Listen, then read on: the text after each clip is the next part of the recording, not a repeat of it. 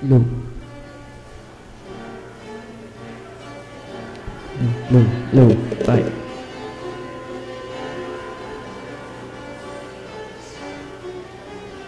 No, my test.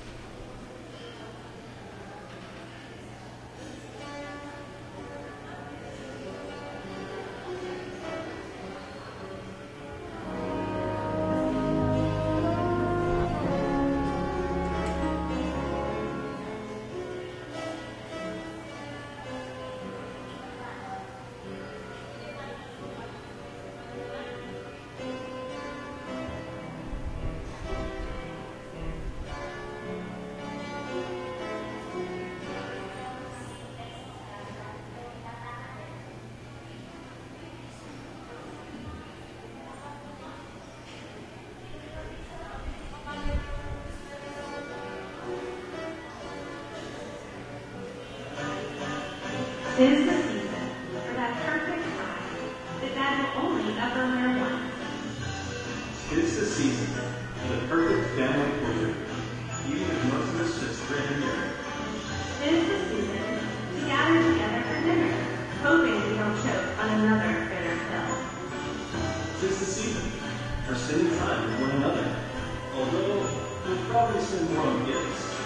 This time of year is synonymous with family. You could be thinking about this, Thinking you are just like them. thinking you don't know them. Maybe even looking for a way to get away from them. But no matter how you feel about them, we try to show our love, or in some cases, a little tolerance. The question is, what will you do when Christmas is past and you're about to escape for another year? Your options are clear. You can just get by, or learn what it looks like to love your family, no matter the time of year. After all, Tis the season.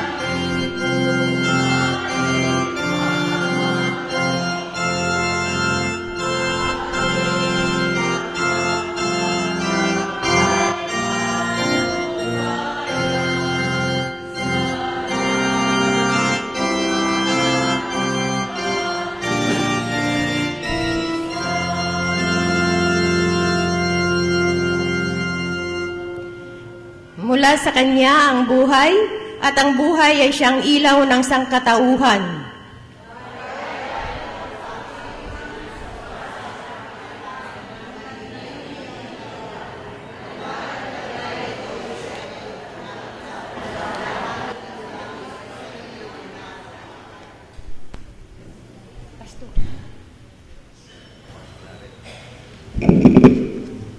Halina kayo't sambahayan ni Jacob at tayo lumakad sa liwanag ni Yahweh.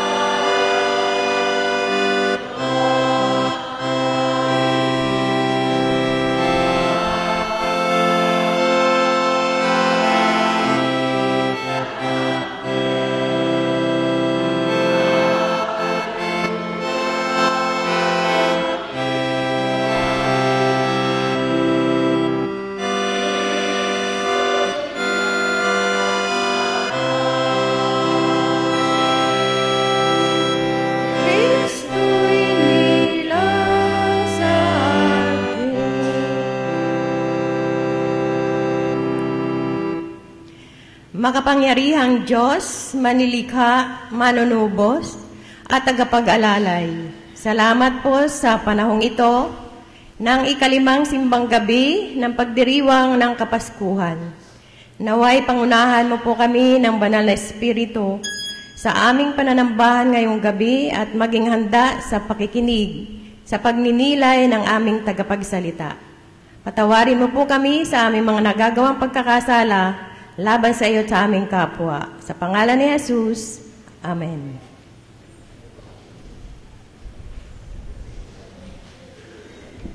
Lapitan po natin ang ating mga kapatid at tayo magbati ng kapayapaan.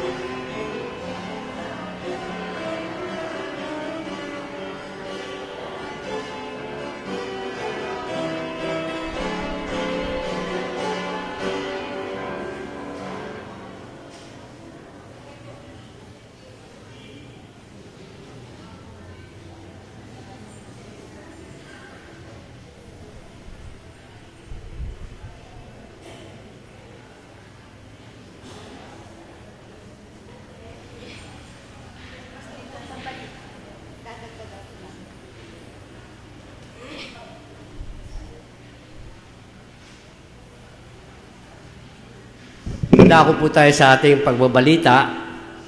Napansin po ninyo na ang ating pastor ay wala. Siya po ay nagkakasal doon po sa Red Bee, sa Diamond Resort. Kaya hindi po nakarating. Tumext po sa akin, pero kanina ko lang nakita. Kanina po nga umaga ay ginanap ang Paskuhan sa Quezon Disciple of Jesus, Quezon District Jail. At kami po ay sinamahan ng wardress na si Ani Espinosa. At naroon din po si kapatid na Banji. Napakasaya po kanina dahil sa 3 oras po kami na nagsaya. Dahil yung mga ating pong mga inmates doon sa Quezon Provincial Jail ay nakasama namin sa masayang pagdiriwang ng karawan ng ating Panginoong Hesus. At kami po rin ay kasama nila sa salusalo ng sopas at puto. Yan po ang at doon po ay nakakita namin ang kasayahan at nagkaroon din po ng mga Christmas gift giving na ipinamahagi natin sa ating mga kapatid doon sa Quezon Disciple of Jesus. Yun po ang tawag namin doon sa Quezon District Jail. Meron pa pong mga balita na ipababati sa atin ang ating Pinansekretary. Kaugnay po noong sinabi ni Pastor Gaspar, kanina po ay nagbigay ang mga inmates ng sarili po nilang gawa na mga paintings ng mga tumutulong sa kanila doon sa jail. At dahil hindi po naka-attend ang ating chairperson ng council, ay pinakiusapan po nila kahit sinong member ng jail ministry, napakiabot daw po ito kay Ma'am Potes. At babasahin ko po yung kanila po nakalagay dito. Ito po ay canvas painting ng larawan ni Ma'am. To our dear Ma'am Potes, thanks so much for unending love and support to the ALS. Grabe. God bless. Lots of love. ALS 2012. So, ibibigay ko po ito kay Ma'am. At ang request po nila ay bubuksan daw po ni Ma'am.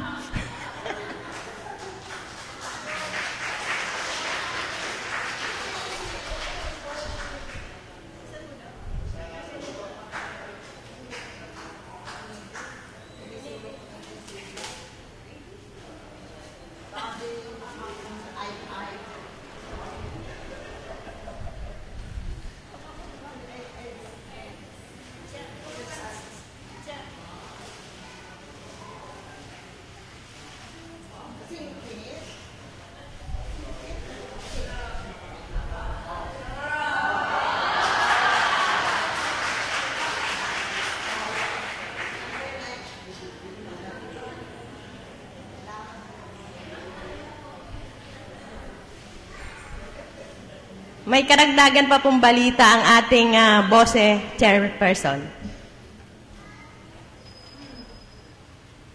Bukas po ay ang ating congregational party, worship din po. Meron po naka-assign na bawat purok. Sa opening prayer po ay Purok Raquel.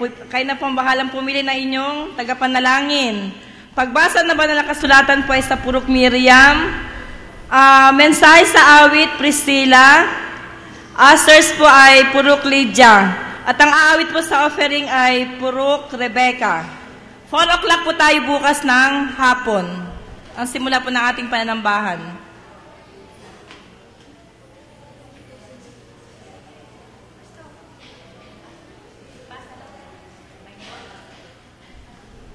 Tayo po'y tumayo at ating pakinggan ang Ebanghelyo ayon kay San Lucas.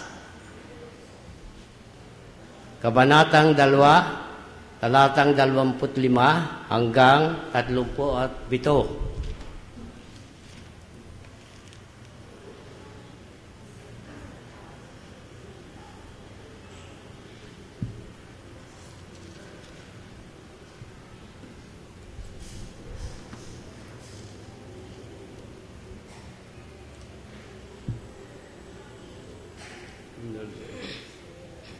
Manula. Si Jose anak ni Matateyas na anak ni Amos. Itong si Amos ay anak ni Nahum na anak ni Esli. Si Esli naman anak naman ni Nagi, anak ni Maat at anak ni Matateyas. Si Matateyas ay anak ni Semi na anak ni Jose. Si Jose na anak ni Huda na anak ni Joanna, at si Joanna ay anak naman ni Risa na anak ni Zorobabel.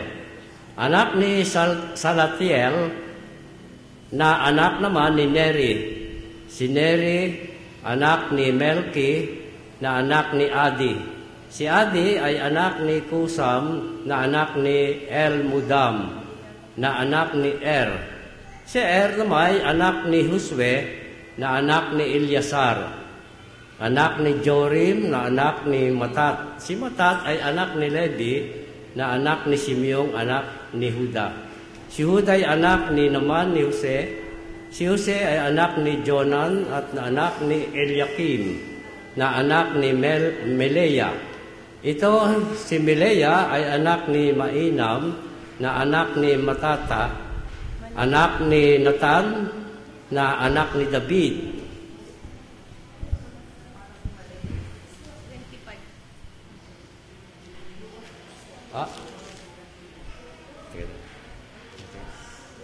Lucas 25 to 37.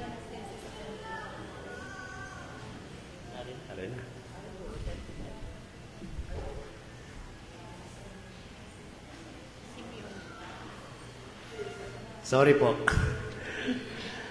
Sa Lucas chapter 2, 25 to 37, ito po ang sinasabi. May isang tao noon sa Jerusalem na ang pangalan ay Simeon.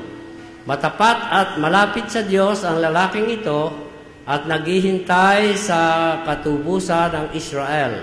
Sumasa kanya ang Espiritu Santo na nagpahayag sa kanya na hindi siya mamamatay hanggat hindi niya nakikita ang Mesiyas na ipinangako ng Panginoon.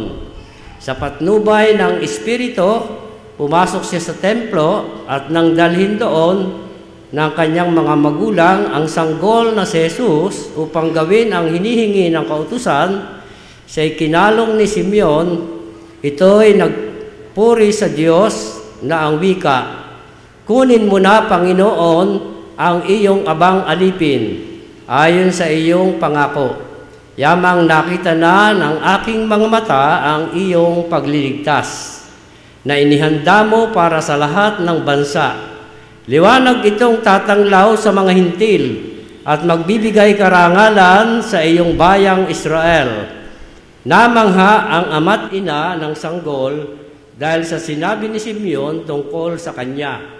Binasbasan sila ni Simeon at sinabi kay Maria, "Tandaan mo, ang batang ito'y nakatalaga sa ikapapahamak o ikaliligtas ng marami sa Israel.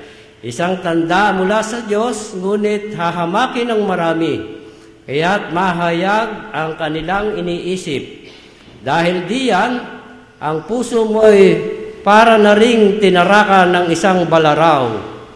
Naroon din sa templo ang isang propetang babae na ang pangalay Ana, anak ni Panuel, na mula sa lipi ni Aser. Siya'y napakatanda na. 7 taon lamang silang nagsama ng kanyang asawa.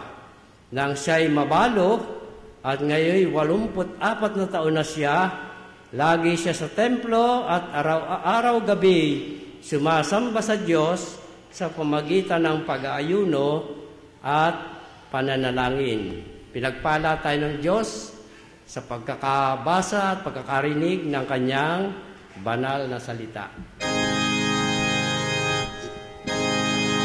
May papurihan at ang anak at ng Espiritu. Buhat pa sa unang mula, ngayon at magkailanman, walang hanggan. Amen.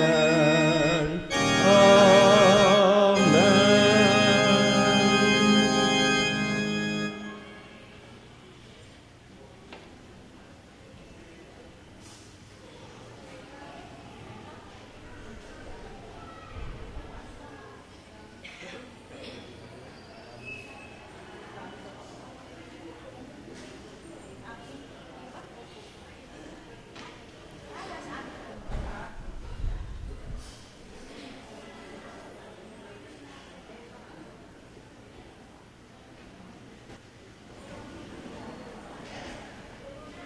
Sasama ako?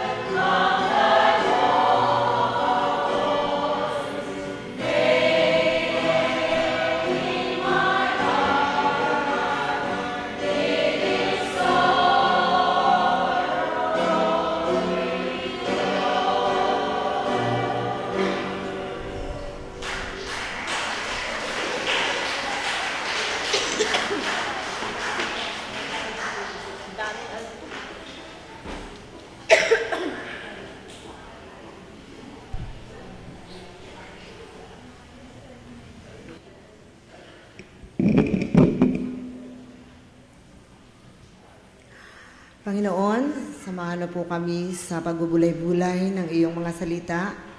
Nawa ang mga kaisipan na mapag-uusapan sa gabing ito at mamumutawi sa aking mga labi ay maging katanggap-tanggap sa iyong kaharian. Ang lahat ng ito dinadalangin namin sa matamis na pangalan ni Jesus. Amen. Magandang gabi po sa inyong lahat. Sa mga mega, mga magiging mega, gaganit din, at sa mga bata na suporta sa mga mega. Narinig po ninyo yung binasa ni Pastor G. Kung tayo ay merong Sarah G, meron tayong Pastor G, at meron din tayong isang Sarah G, Sarah Gutierrez. Napakaganda po ng binasa sa Bible. Alam niyo po si San Lucas, ang aklat po ni Lucas ay marami pong binabanggit ng mga babae. Marami ngayong mga babae dito, kaya tamang-tama yung source ng ating pag-uusapan. Ngayon ay Kapaskuhan at para sa marami, ang Pasko ay pambata. Paano na bakit may mega? Hindi na ba bata noon? Di ba? Bata noon. Ang Pasko ba ay para sa bata lang? Ito na ang naging kaisipan natin. Nakasanayan at ginagawang batayan ng ating paghahanda sa pagsapit ng Pasko. Sambit nga ng mga magulang, basta't may bagong damit si Nene, basta't may bagong damit si Totoy, may masarap na pagkain sa hapagkainan, at may pahaya sa bahay, may kukuti-kutitap, kahit na anong liit ng Christmas tree, ayun ay para kay Nene at kay Totoy, masaya na ang Pasko. Noon nga maliliit pa si JR at si Agi, ay mas maliit pa sa kanila yung Christmas tree ko. Binili ko lang sa Quinta Market, doon sa Itchagi, sa Quiapo. At pag nakikita yung mga litrato noon, sabi ng anak ko, si Nanay naman tipid na tipid sa Christmas tree. Ay basta't may Christmas tree, basta't masaya ang mga bata. Kasi yan ang kaisipan natin. Bakit kaya ganun ang kaisipan? Sabi nga ng mga psychologists, sabi ng ating mga kasamahan din, kasi ang Pasko ay birthday. Pasko ay kapanganakan ni Jesus nating mahal. Kung yun nga lang ay maaawit natin ngayon sa pamamagitan ng tugtog ni Vilma, ay mayroong isang magandang awit, Pasko'y kapanganakan, di ba? Ni Jesus nating mahal. Yun ang naisip ng mga bata, naisip ng mga magulang, na ang Pasko ay para sa kanila. At nung mga bilada natin nung araw, talagang ang binibihisan una-una ay mga bata. Pare-pareho ng may ribbon at naka-stocking, naka-socks na magaganda at sama-sama ang buong pamilya naglalakad. Yun ay naranasan namin mga panahon namin ni Nabulit, panahon namin ni Norma, yung mga kaunabay ko na mga ngayon ay mga mega. Okay. Ang sanhinga ng kaisipang ito ay dahil kapanganakan ni Jesus. Ngunit ang totoo, ang Pasko ay para sa lahat. Para sa bata, para sa matanda, para sa teenager, lahat na ng antas ng buhay, ayon ay pinag-uukulan ng lahat ng mensahe at biyaya ng Kapaskuhan. Sa totoo lang, ngayon, ang Pasko ay pangmatanda rin.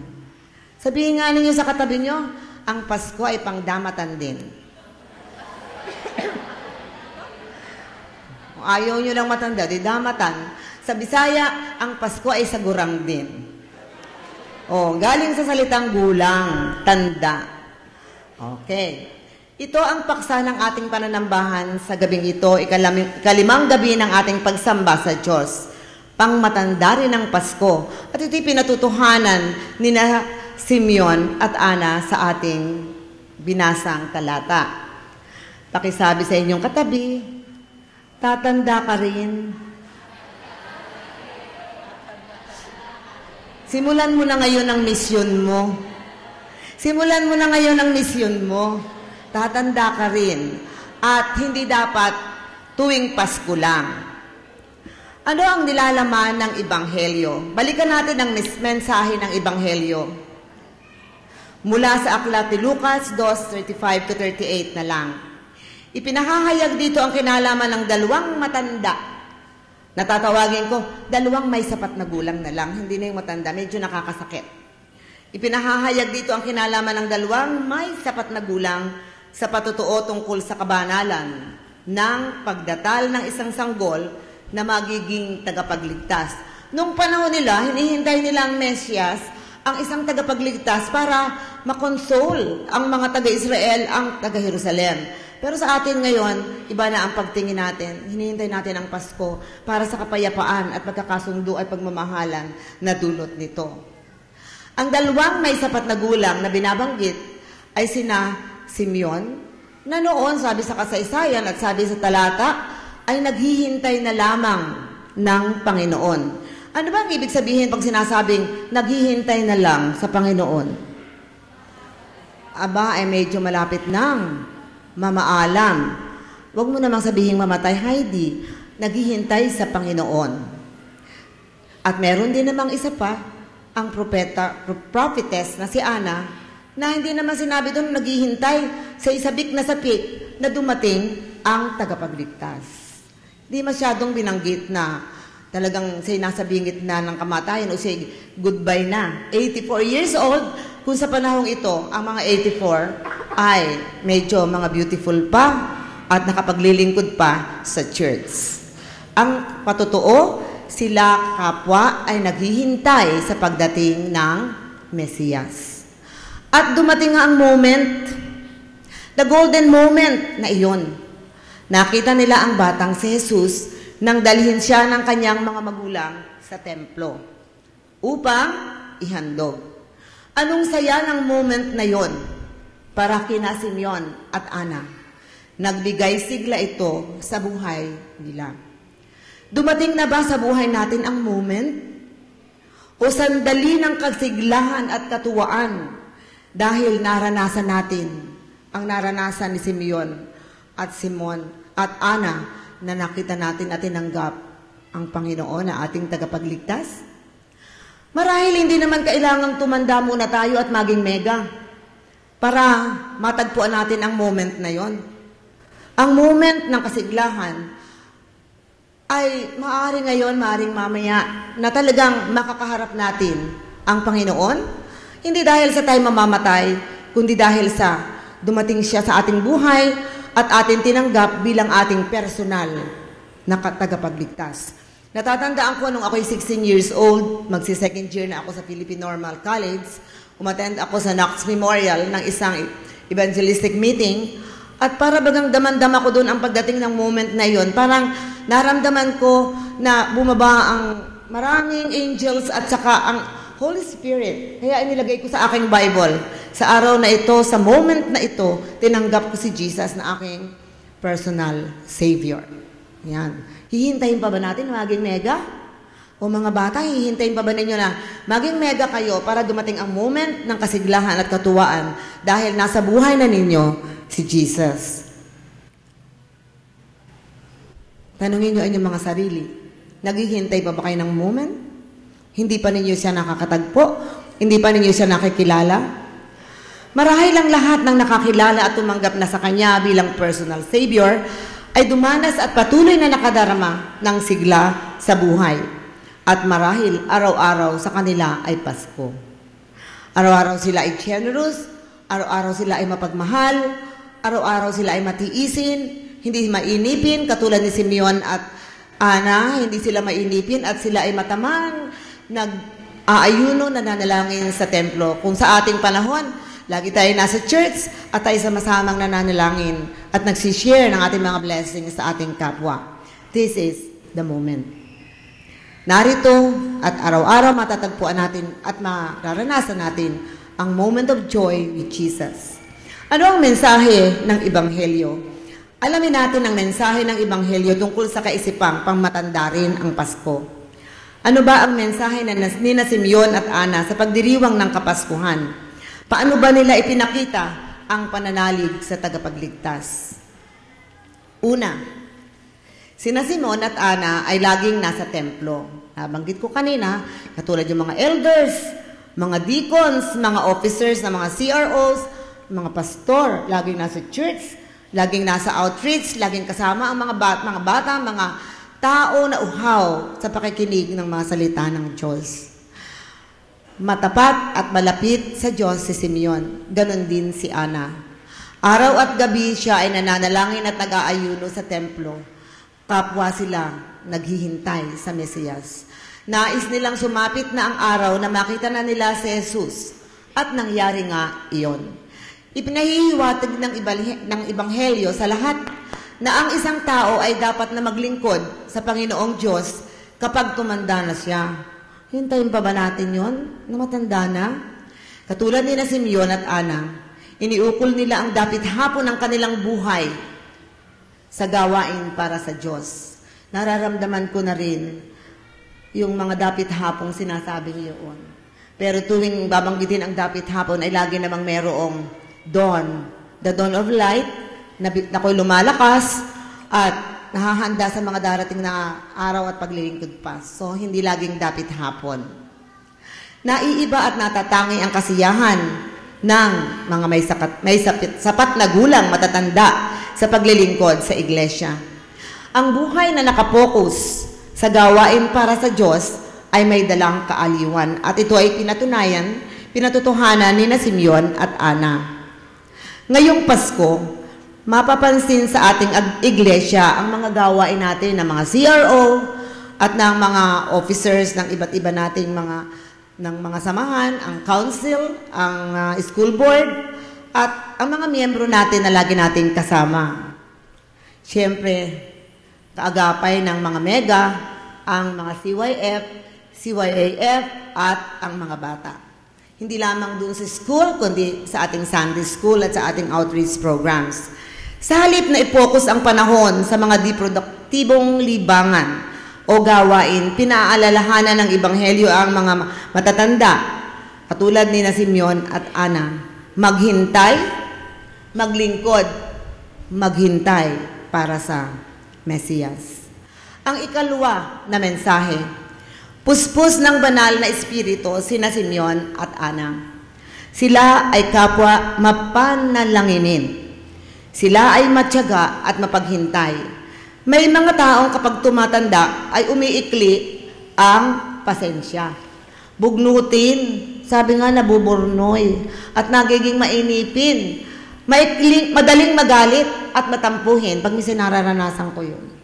Ano yung mga sinyales? Para silang nag-iisip at kumikilos na childish. Pero sana bilang mga Kristiyano, kapag tayo umaaktong ganon, ipilig natin ang ating mga ulo. Uy, para akong bata. Kapag ako'y nakikipag-diskusyon na medyo nakakagalit na, at medyo ako'y nalulungkot at aayaw nang magpaka-active, ay, uy, para kang bata. Hindi na bagay sa ganyang edad mo. Yung kilos, bata. Sina Simeon at Ana ay puspos ng kabanalang naghihintay. Naghintay sila sa tagapagligtas. Lagi sila sa templo at laging nananalangin. Ang salitang matanda ay hango sa root word.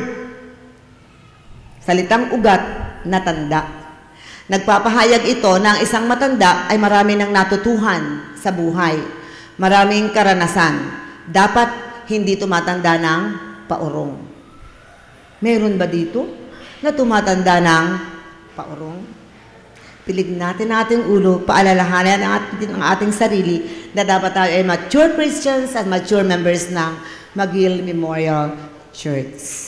Sabi doon sa Reader's Digest, ano ba ang aging? Ano ba ang pagtanda? Babasahin ko sa English at parang hindi ko ma-translate. Aging is the accumulation, accumulation of random damage to the building blocks of life, especially to DNA. Certain proteins, carbohydrates, and lipids or fats that exceed in life eventually exceeds the body's repair capabilities. Na kapag nag-i-age na o tumatanda, nababawasan na yung ating mga ganon sa ating katawan, yung fats, natural, lipids, ngayon, mga fats, saka carbohydrates, at saka protein. Kaya tayo pinapayuhan na kumain ng mga go foods. Gulay at prutas. Laging paalaala. Ano pa ang manifestation ng aging? Ano ba ang mga manifestation o palatandaan? Loss, ito'y physical na manifestation. Loss of muscles and bones. Abay, lumuluwag na, pastor, lumuluwag na yung mga ganari. Tingnan nga ninyo ang inyong mga braso. Kapag medyo lumuloy-loy na, ayun ay naglulusen na ang mga bahagi ng muscles at fats. Yan ay manifestation of aging. Mapayara lang kung labis na siyang mataba at biglang pumayat. Iba yun. Kasi naipon na dun yung taba, biglang pumayat, di lumoy-loy. Pero hindi physical lang na manifestation. Ano pa? Action time. Mabagal-bagal ng lumakad. Mabagal-bagal magbihis, lalo na pagpapunta sa church. Ano? At pag hindi ihahatid, ay mabagal-bagal na. Yan. Okay, at parang nalilito na sa pagkikwenta ng i-o-offering. Ano pa? Compromised hearing and vision. Mapili na ng pakikinggan, mapili na ng titingnan. Yun ay isang manifestation, physical manifestation ng aging. At isa pa, reduced elasticity of the skin. Kaya nga, mga babae, tumingin kayo sa salamin at medyo bumabagsak na yung inyong mga ganito. Tingnan nga, may mga bumabagsak na dito yung mga pisngi, nagsasag. Yun ay nawawala ng elasticity ng skin. Kaya, saan pumupunta?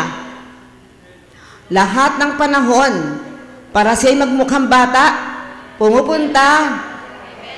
Nagbelo, saan pa? Meron tayo Kalayan, meron pa doon sa may QMC, meron din.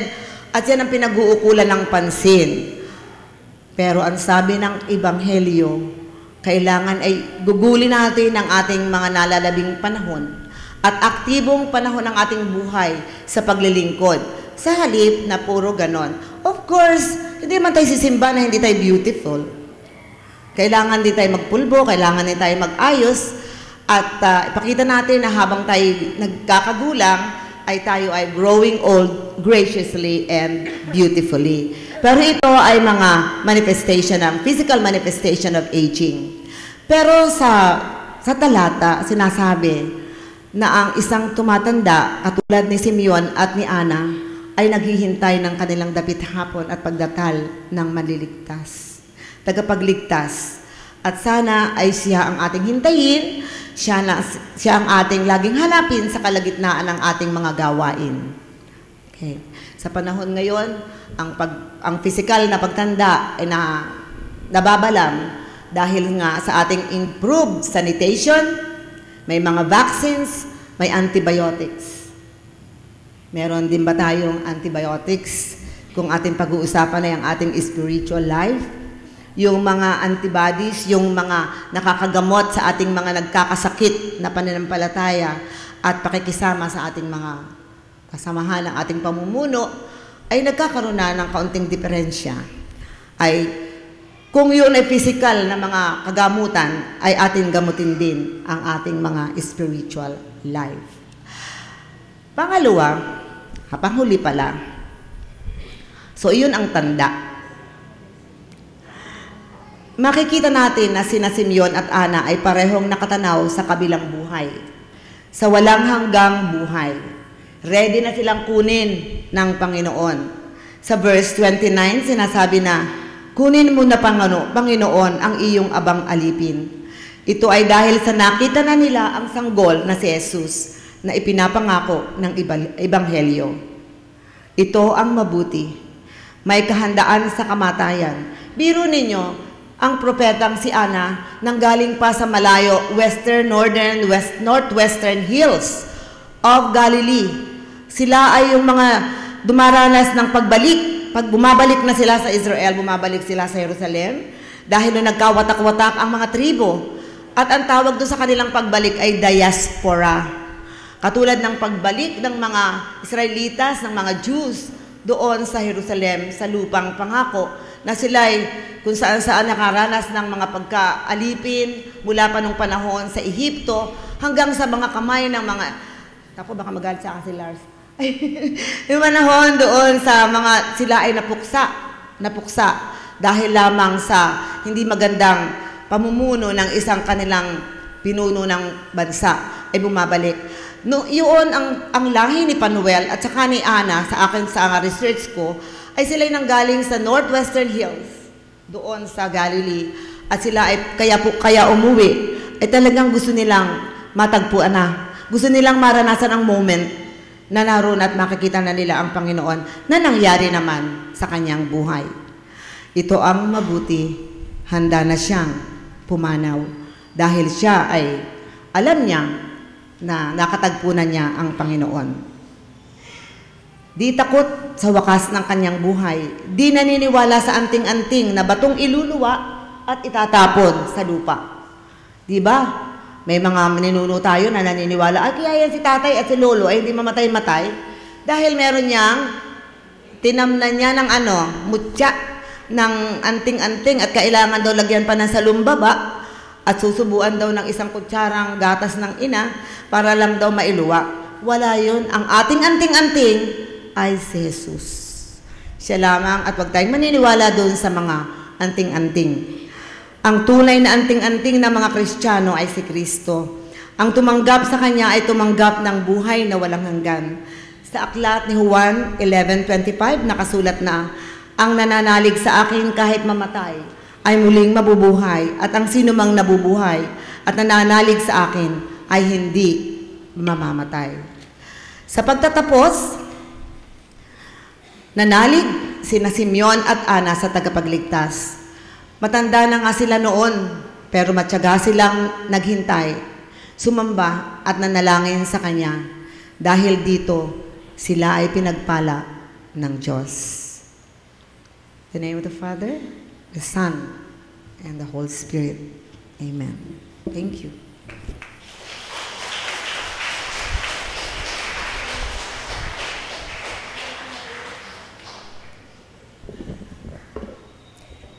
Gayon na lamang ang pagsinta ng Diyos sa sanlibutan na Kanyang ibinigay ang Kanyang bugtong na anak upang ang sinumang sumampalataya sa Kanya ay huwag mapahamak kundi magkaroon ng buhay na walang hanggan. Tayo po ay maghandog.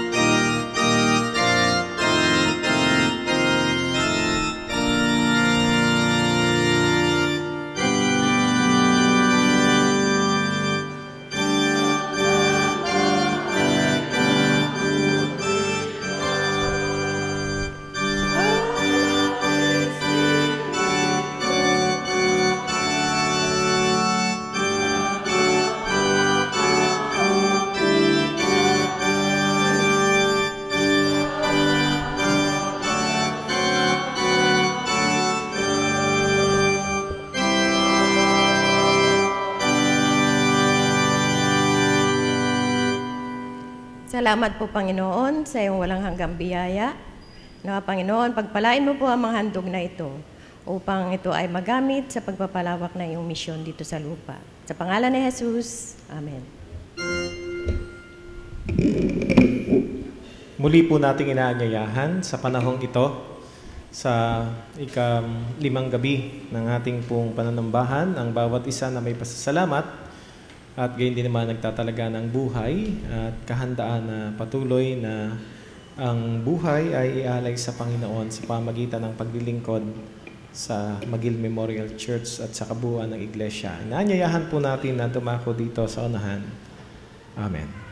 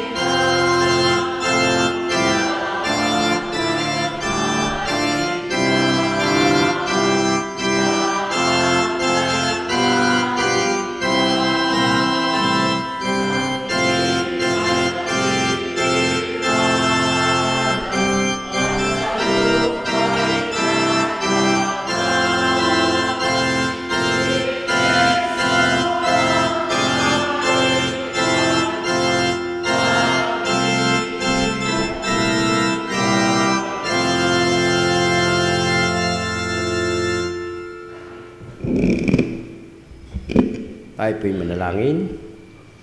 Walang hanggan Diyos na aming Ama, maraming salamat po sa inyong pagbibigay ng iyong bugtong na anak upang kami ay magkaroon ng kaligtasan. Salamat po ng marami o Diyos sapagkat inaalaala namin 2,000 taon na ang nakalilipas ay amin pong ipinagdiriwang ang kanyang kaarawan. Salamat po sa iyong handog sa buong sanglibutan at nagpapasalamat kami at kami kabahagi ng lahat ng mga sumasampalataya sa iyo. Nagpapasalamat din kami sa mensaheng aming narinig tungkol sa kay Simeon at kay Ana na naghihintay ng iyong pagliligtas. Salamat din po, O Diyos, sa mga kapatid naming lumapit, nagluhod, upang kayo ay sambahin at italaga ang kanilang buhay sa paglilingkod sa iyo at sa kanyang iglesia. At sa amin pong lahat, O Diyos, ay amin pong baunin ang iyong masaganang basbas. At ngayon, ang masaganang biyaya ng ating Panginoong Jesucristo, ang dakilang pag-ibig ng Diyos Ama, at ang pakikipisan, aliw ng Espiritu Santo, ang siyang sumaatinawang lahat, mula ngayon at magpakailanman. Amen.